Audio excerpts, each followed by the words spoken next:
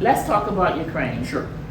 Well, if you want to blame someone for what occurred here, you have to blame Donald Trump, unquestionably.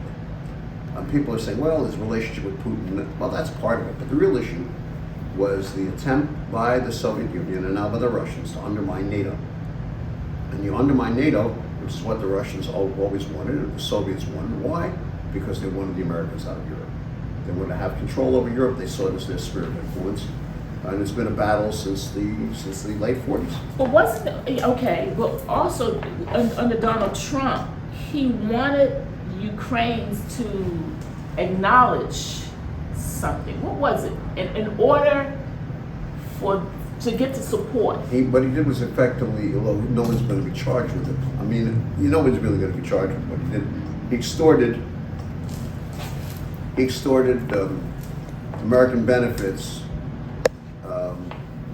from Ukraine, or at least he tried to, by demanding that certain information about the Bidens be provided by the president That's what I forgot. of Ukraine. Yes. President Zelensky, who looked at this and said, this is kind of wacky, when it was. And he sent Rudy Giuliani, who is not likely not to be prosecuted according to reports last week. But the Ukraine war is a continuation of the battle between the Soviet Union, really, and the Russians and the Americans for domination in Europe. What is at stake? What is at stake is the freedom of most of nations and of places where war begins. So that's probably why China is not as vociferous about it as they should be. They're not as loud about you shouldn't invade Ukraine. Is that the reason? They're in partnership with the Russians in a peculiar way. The Russians act as Russians know they don't have anything, but they're really a country with a gas tank and a bunch of oligarchs. That's the end of it. They don't have much else going on.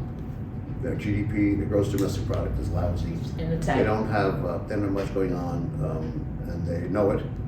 And it's always been their problem. Their historical geographic issue has been having access to warm water ports, which is why they wanted the Black Sea to put their nuclear fleet in. So like I said, they're a country with a gas tank and a nuclear bomb. So, and that's the reason the United States is afraid of them, because of nuclear bombs. Isn't our military force much bigger? Because they don't even have equipment that works. Well, they don't have equipment that works, but they do have the capacity to launch nuclear weapons, which changes the dynamic. And we've had several incidents with them over the years, most of which people really don't know about, probably.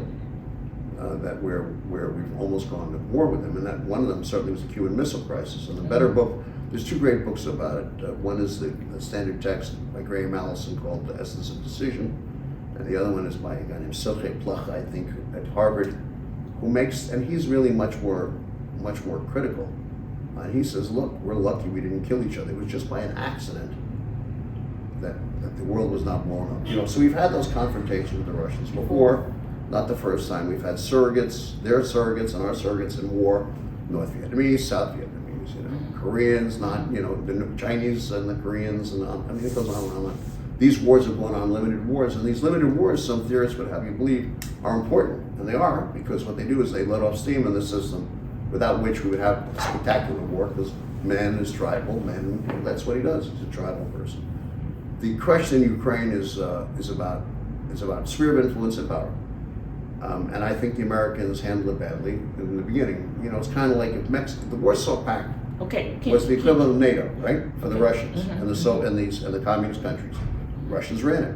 So can you imagine for a second that Mexico is now in the Warsaw Pact?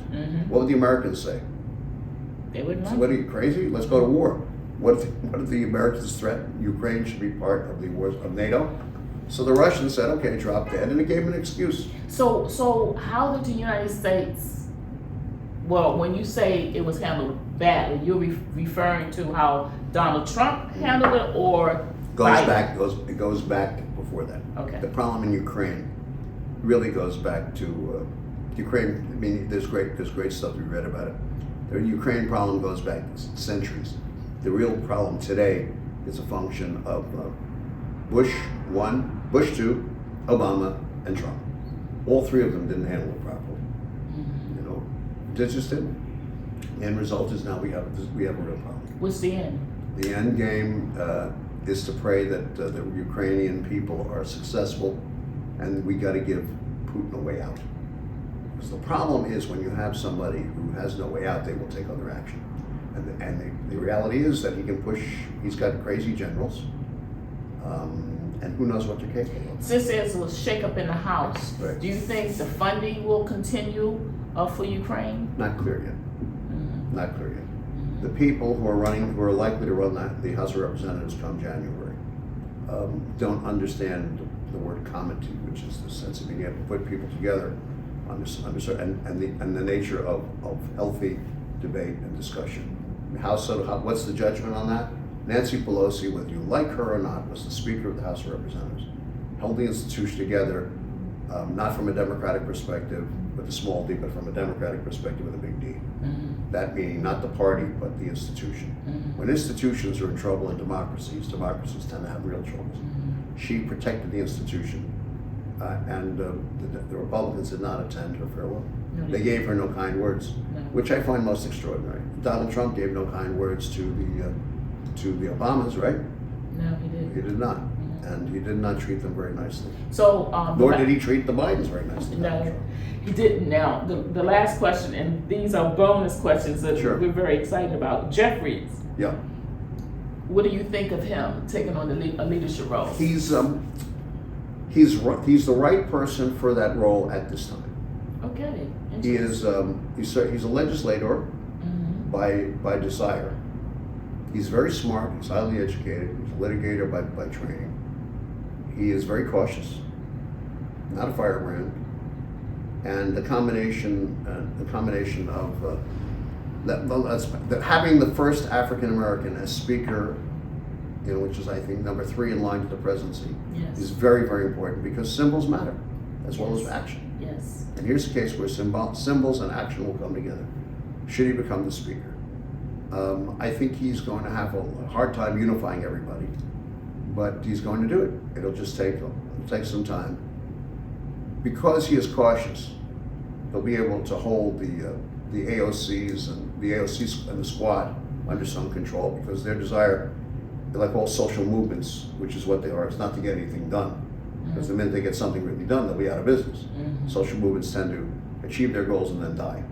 Classics of the Civil Rights Movement, the Civil Rights Act passed, goodbye Charlie, and on and on. And their prohibition, the temperance women, and when Prohibition passed, it passed, goodbye. Suffragettes, got the 18th Amendment passed, Yeah. gone. And on and on and on. Once these movements, there's the great one, the guys that wanted public pensions done, Social Security gets passed, they're gone. So you have these constant, you have farm workers movement. Farm workers get organized, goodbye. They're a social movement. They know that if they get anything accomplished, AOC and the squad, that they're out of business. So he It's can an put interesting them. perspective. He can put them under some control because he's black. They can't attack him for the same reasons. Different question. I think he's the right guy at the moment. Sometimes we get lucky. We don't have to extol leadership values so much as we have to extol the luck that we have at the moment that someone's chosen. Barack Obama was the right guy for that moment. Harry Truman was the right guy for his moment. Okay, Nancy Pelosi was the right person for her moment. Sam Rayburn, for all his coming out of Texas and the South and the racism that followed, was the right guy at that moment.